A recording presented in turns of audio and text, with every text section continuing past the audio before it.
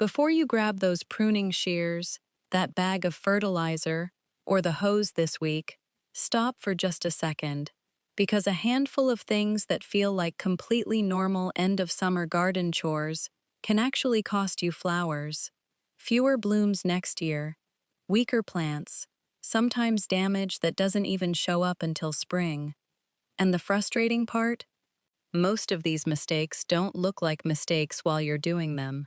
They look like good gardening. So today, I want to walk through 7 of these habits, the ones I see the most, and more importantly, tell you exactly what to do instead. Stick around, because number 1 is the one that trips up even experienced gardeners. Quick hello if you're new around here. This channel, My Garden Blooms, is really about one thing: helping you get a more beautiful flower garden by understanding what your plants actually need, instead of just following whatever gardening habit you picked up somewhere along the way. A lot of garden mistakes happen quietly, and they don't show up until months later. So if you like figuring out the why behind the advice, not just the advice itself, you're in good company here. Give us a thumbs up, click on the subscribe button, and don't forget to turn on the notification button. Now, let's get into it. Here's why this particular stretch of the season is a little tricky. As summer starts winding down and fall gets closer, a lot of things are happening in your garden at once, and they're not all happening for the same reason. Some of your flowers are genuinely done for the year. Some are just catching their breath before another flush of blooms. Some are quietly setting next year's flower buds right now, even though nothing about that is visible from where you're standing. And some are simply starting to look tired, because that's what plants do this time of year, not because anything is wrong. The problem is, a lot of the instincts that served you well in June and July stop making sense in late summer. What worked earlier in the season isn't automatically the right move now. And I want to be really clear about something before we go any further. This is not a list of things you should never do. It's not never prune. It's not never fertilize. It's not never water. It's a list of moments where gardeners tend to act on autopilot instead of actually looking at what the plant in front of them needs. The goal today is to help you pause for 10 seconds before you make one of these calls, because that 10-second pause is often the difference between a garden that comes back strong next spring and one that struggles. Let's start with the one that's easiest to fall into. Mistake 7. Cutting back plants, simply because they look tired. You walk outside, and the bed that looked so good in July is starting to look a little rough. Flowers are fading. Some leaves have lost that fresh green shine. Your first instinct is probably, time to cut this all back and tidy it up. Here's the catch. Looks tired and is done for the season are not the same thing. A lot of what looks unattractive right now is still doing real work for the plant. Spent flowers left in place can still be feeding seed development that birds rely on later. Foliage that looks a little rough can still be photosynthesizing, which means it's still producing energy the plant will use for roots, for winter survival, or for next year's growth. And some perennials that look finished are actually just between flushes. Cut them back at the wrong moment, and you can remove the very growth that would have produced another round of blooms. So before you reach for the shears because a bed looks a little worn, ask yourself one question: what is this plant actually doing right now? Is it truly finished? Is it between bloom cycles? Or is it just going through a temporary rough patch? If you're not sure, it usually costs you nothing to wait another week or two and watch. That question, what is this plant doing right now, is going to come up again in a much bigger way. Because there's a version of this mistake that's even easier to make, especially if you grow flowering shrubs. Mistake 6. Pruning without knowing whether the plant blooms on old wood or new wood. This is one I really want you to walk away understanding, because it applies to a lot more than one type of plant. Every flowering shrub sets its buds somewhere, and that somewhere is either on wood that grew last year, called old wood, or on wood that's growing this year, called new wood. Prune at the wrong time, and on an old wood bloomer, you can literally cut off next year's flowers before they ever had a chance to open. Hydrangeas are the clearest example of this, and it's a big reason so many people end up disappointed by a hydrangea that just won't bloom. Big leaf hydrangeas, the classic mophead and lacecap types, along with oak leaf hydrangeas, bloom on old wood. They're already forming next year's flower buds on this year's stems, so the right time to prune them, if you're pruning at all, is right after they finish flowering, not in late summer, and definitely not in fall. Climbing hydrangea is similar in that it blooms on old wood too, though it needs very little pruning beyond controlling stray growth. Panicle hydrangeas and smooth hydrangeas, on the other hand, bloom on new wood. Their flower buds form on the current season's growth, so they're typically pruned in late winter or early spring before that new growth starts, and they can actually handle a fairly hard prune without sacrificing this year's flowers. Now, if some of your big leaf hydrangeas seem to bloom on and off all summer, that might be a repeat blooming variety that flowers on both old and new wood. Those are generally treated the same as old wood types, pruned lightly right after a bloom flush fades, because you don't want to guess wrong and remove buds that were about to open. Here's the principle to take with you beyond hydrangeas. Before you prune any flowering shrub, find out when it actually sets its flower buds. That single piece of information tells you almost everything about correct timing. Guess wrong, and you're not hurting the plant's health most of the time. You're just erasing a bloom season you were looking forward to. And that idea, guessing based on the calendar instead of the plant, is going to come back one more time before we're done. But first, let's talk about something almost every gardener does without thinking twice. Mistake 5. Removing every single fading flower. Dead flower, snip it off. That's the reflex, right? And for a lot of plants, that instinct is genuinely useful. Deadheading, removing spent blooms, can redirect a plant's energy away from making seeds and into producing more flowers. Roses, many annuals, and repeat blooming perennials like coneflower relatives, salvia, and garden phlox often respond to deadheading with more blooms. But here's where it gets more nuanced than always deadhead. Deadheading is a tool, not a rule, you apply to every single flower in the garden. Some plants don't rebloom meaningfully even if you deadhead them, so you're doing extra work for very little payoff. Others are worth leaving alone on purpose. Coneflower, black-eyed Susan, and bee balm all produce seed heads that birds actually rely on through fall and winter. Leave those seed heads standing, and you're feeding wildlife and adding some texture and structure to the garden once everything else has faded. Ornamental grasses and sedums, like autumn joy, are often left standing for the same reason, plus they genuinely look beautiful, catching frost in the winter light. So the better question isn't, should I deadhead this? It's, what am I trying to get out of this plant right now? More blooms this season? Deadhead it. Seeds for next year? Or food for birds? Let it be. There's no universal right answer, and that's actually good news, because it means you get to make that call bed by bed. Speaking of things gardeners cut off a little too eagerly, there's one mistake that can genuinely set your plants back for an entire year, and it usually happens with the best of intentions. Mistake 4. Cutting off healthy green foliage too early.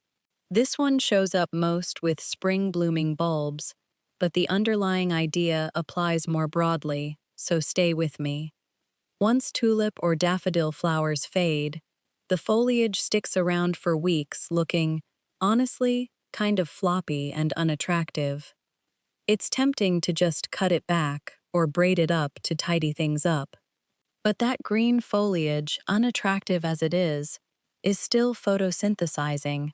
It's feeding the bulb underground, building up the energy reserves that bulb needs to produce next year's flowers. Cut it too early, and you can end up with a bulb that comes back smaller, weaker, or doesn't bloom at all the following spring.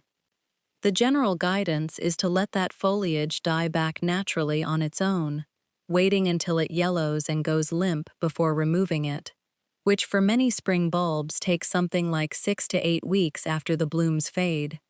If you don't love how it looks in the meantime, planting something in front of it, or interplanting with perennials that fill in around the same time, is a much better solution than cutting it early. Here's the broader principle. Don't sacrifice healthy green plant tissue just to make a bed look neater. There's a real difference between foliage that's genuinely dead or diseased, which should come off, and foliage that's simply not pretty right now, but is still doing important work. Learning to tell those apart is one of the more underrated skills in gardening. Now, this next mistake isn't really about cutting anything. It's about what a lot of us reach for when our plants stop performing the way they did earlier in summer. Mistake 3. Treating every underperforming flower like it needs more fertilizer. Blooms slow down, and the instinct is, feed it. More fertilizer. More flowers, right? Not exactly. And late summer is actually one of the trickier times to get this right. Fertilizer isn't a universal booster. Different plants need different nutrients in different amounts, and a lot of garden soil already has more fertility in it than gardeners realize, especially if you've been feeding regularly all season. Adding more on top of that doesn't necessarily produce more flowers. Sometimes it just produces more leaves, which isn't actually what you're after. But there's something specific to this time of year that makes blind fertilizing riskier than it would be in, say, May. High nitrogen fertilizer applied in late summer can push a plant to put out a fresh flush of tender new growth, right when it should be starting to slow down and prepare for cooler weather. That new growth hasn't had time to harden off, and it's much more vulnerable to an early frost than the rest of the plant.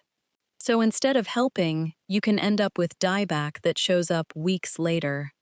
The better approach is to ask whether the plant actually needs nutrients before you feed it, rather than fertilizing on a schedule out of habit. If you're genuinely unsure what your soil needs, a soil test is a far more reliable guide than guessing, and it can save you money on fertilizer you didn't need in the first place. And if a plant is already stressed from heat or drought, that's generally not the moment to fertilize either.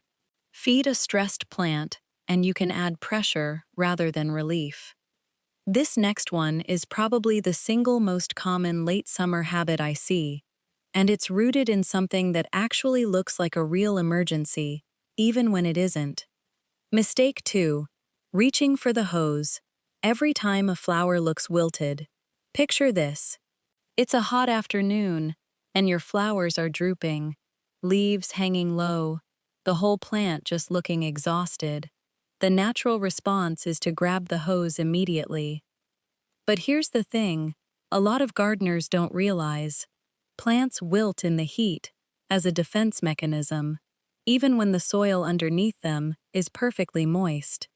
When temperatures spike, plants lose water through their leaves faster than their roots can pull it back in, so they droop on purpose, reducing the surface area exposed to the sun to conserve moisture. It's a survival move, not a distress signal. The way to tell the difference between heat stress and actual drought stress is refreshingly simple. Check the plant again the next morning, or even that evening once temperatures drop. If it perked back up on its own, that was heat stress, and it didn't need extra water. If it's still drooping after things cool off, then you're probably looking at real drought stress, and watering makes sense. Even better, before you water at all, Stick a finger 2 to 3 inches into the soil near the plant. If it's still cool and moist down there, adding more water isn't going to help, and it can actually work against you. Overwatering pushes oxygen out of the soil, which stresses roots, and can lead to shallow root systems that are even less resilient to heat down the road. A few other things affect how quickly soil dries out and are worth factoring in. Whether the plant is in a container or in the ground, how well your soil drains, recent rainfall, wind, and humidity. Containers especially can dry out fast in summer heat and may genuinely need water even when in-ground beds nearby don't. So the routine that actually works is simple. Look at the plant, check the soil, and if you do need to water, water deeply and less often rather than a light daily sprinkle, ideally in the morning so plants have moisture available before the heat of the day hits. And now, the one I promised you at the very beginning.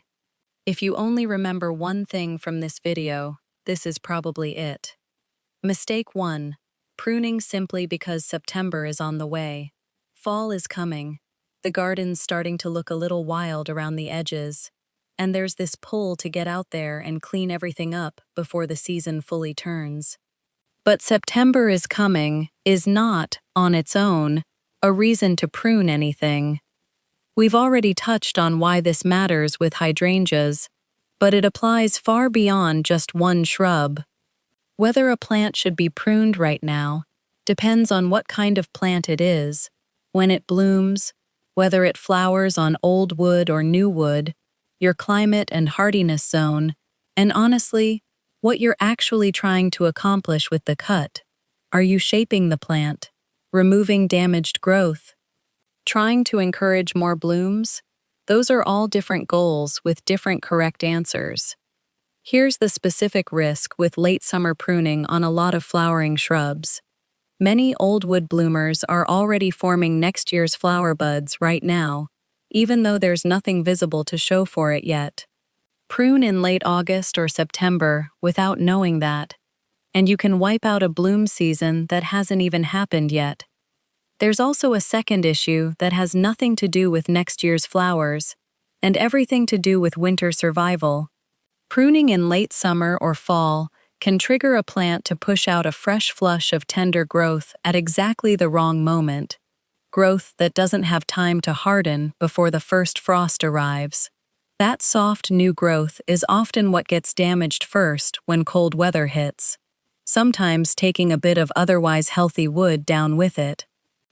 Now I want to be fair here, because not all late summer cutting is a mistake. Removing genuinely dead, diseased, or damaged wood is appropriate at pretty much any time of year, because you're not disrupting bud formation, you're preventing a bigger problem. Deadheading certain repeat bloomers to encourage one more flush before frost can also make sense, depending on the plant and how much growing season you have left. The difference is intention. You're pruning for a specific, informed reason, not because the calendar told you the season was ending. So before you make any cut this month, ask yourself, do I actually know why I'm cutting this, and do I know what this plant does with its buds? If the honest answer is, not really, that's your sign to put the shears down and go find out first. What to do instead? Your late summer flower checklist. So here's how to put all of this together into something you can actually use in your garden this week. 1. Identify the plant before you act on it. 2. Learn when it blooms and, if it's a shrub, whether that's on old wood or new wood. 3. Deadhead selectively, based on whether you want more blooms, seeds, or winter interest from that particular plant. 4. Leave healthy foliage in place as long as the plant is still using it, especially bulb foliage. 5. Check soil moisture before you water, rather than watering because a plant looks stressed. 6. Don't fertilize out of habit. Fertilize because the plant or the soil actually needs it. 7. Don't prune simply because fall is approaching. Prune because you have a specific, informed reason to. 8. Do remove genuinely dead, diseased, or damaged growth whenever you find it. And 9. When you're not sure what a plant needs right now, just take a minute to observe before you act. That last one might be the most important habit on this whole list. A lot of garden mistakes don't come from bad intentions. They come from acting before looking. So, out of these 7, I'm curious, which one hits closest to home for you? Drop a comment and let me know which of these habits you've been doing in your own garden. I read through them, and honestly, half the reason I made this video is because I've made most of these mistakes myself. The good news is that you don't need to completely redesign your garden to keep your flowers looking their best. Sometimes, the biggest difference comes from simply knowing what to stop doing, whether that's cutting too early, overwatering, over-fertilizing, neglecting deadheading, or stressing your plants during the hottest part of summer. August is not the time to give up on your garden. With a few smart adjustments now, you can help your flowers stay healthier, bloom longer, and transition beautifully into fall.